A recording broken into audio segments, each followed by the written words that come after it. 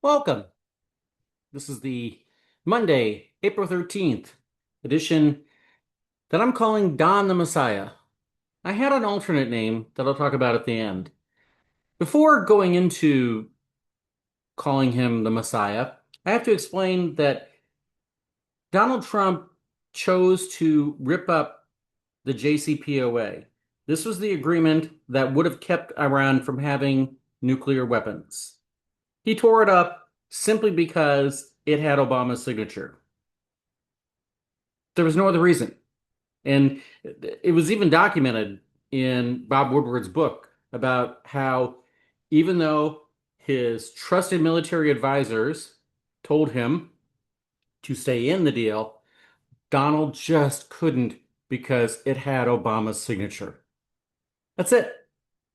That's why we are where we are today. Don't let anybody in the Republican Party or MAGA people tell you otherwise. I have always said that I would like to play poker with Donald Trump because yesterday he tweeted something that is the equivalent in poker of saying, I'm going to go in no matter what. And I've never used that strategy in poker, and I don't think anybody in poker who knows how to play the game ever has. But to continue with the poker terminology, Iran has a straight. And Donald Trump likes to say they have no cards, but they do. They have a straight. And Donald has nothing and is drawing dead. So going into the negotiations this weekend, he was very clear that Iran was going to call his bluff. And they did. More on that later. Then the president chose to take on Pope Leo. On behalf of Denise, who doesn't like me reading his bleats, I guess that's what they call true social posts. I'm not reading either of these, and also it would take me several minutes to do it. I tried. I tried a timed run. No, I'm not going to do it. Anyhow, he decided to take on Pope Leo.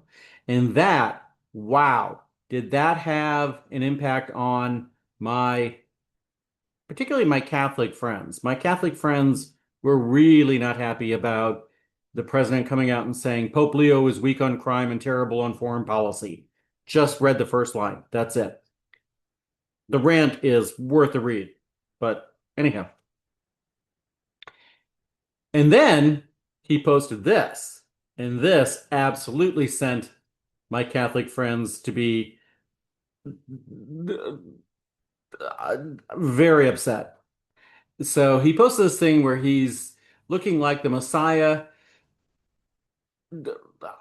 treating some white dude with white people praying to him with war imagery behind him.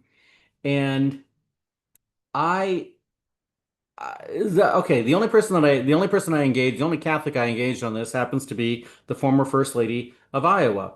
Mary Culver is Roman Catholic, and she married Chet Culver, who's a Presbyterian, and she and her friends are understandably upset about this, which I understand, but there's nothing, this is all positive.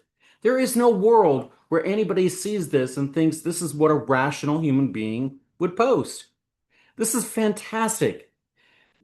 Um, when Murphy Brown was called out by Dan Quayle, you have to be really old to know this reference, but back in 1992 in that election, Dan Quayle tried to call out a fictional character, Murphy Brown, and say she's made a lifestyle choice to have a baby out of wedlock.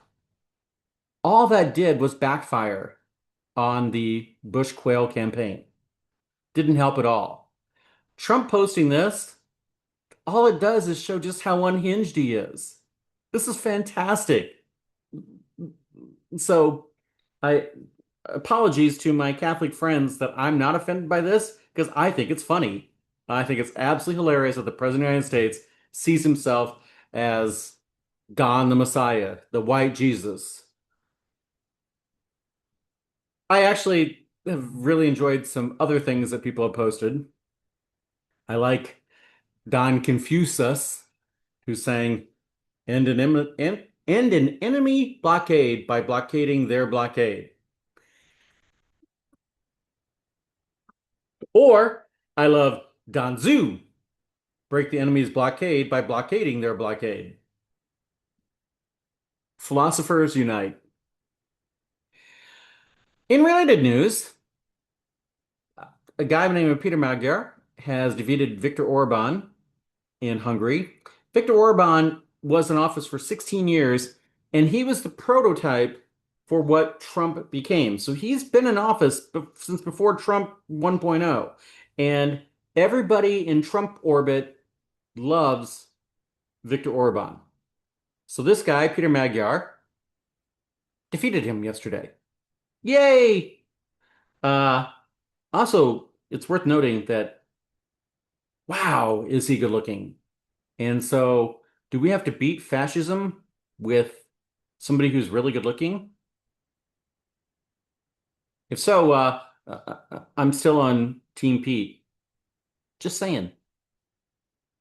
Anyhow, I was very close to calling this episode the Everything JD Vance touches dies because JD went to Hungary, did a huge rally for Victor.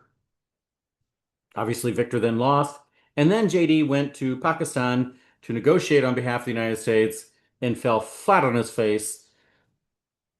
And so it's arguable that JD, who's also Catholic, so it'll be interesting to see how he responds, which he won't, to the president going to war with the Pope and so forth. Why I am so happy, and I am genuinely happy, let's be clear, is the fact that Donald Trump is mortal. He is. People on my side are sometimes forget that fact.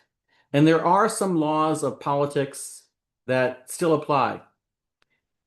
You can't attack all of your allies, which is what he's done over the past couple of days. He's attacked his most prominent allies. You can't go to war with the Pope. You can't. And so we're watching the President of the United States go into a downward spiral that is delicious. It'd be 100% delicious if he also didn't have the keys to nuclear weapons that we have no check on him on that. But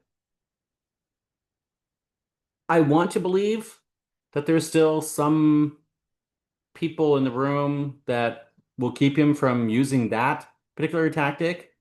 But um, the more he goes unhinged here, the less likely it is that they'll let him get away with going nuclear. So I am happy. That's a good place to end it. Wish you well. See you tomorrow.